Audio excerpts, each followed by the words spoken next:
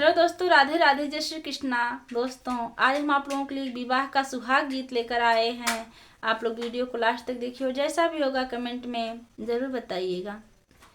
तोड़िला करिल पाती लिखिला वियोग जी, कवने करन स्वामी घरा नाही आए जी, कवने करन स्वामी।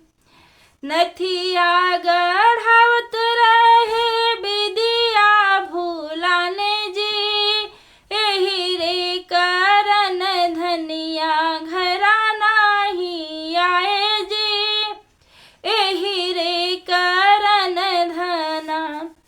तोड़िला करिल पाती लिखिला वियोग जी, कवने करन प्रभु घरा नाही आए जी, कवने करन प्रभु।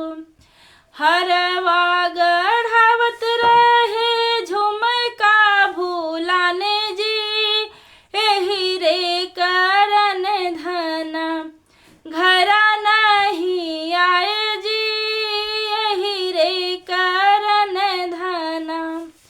तोड़िला करिल पाती लिखिला वियोग जी, कवने करन स्वामी घरा नहीं आए जी, कवने करन स्वामी।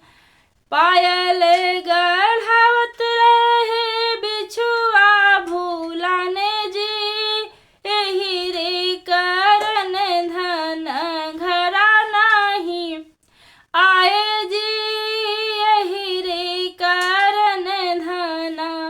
तोड़ी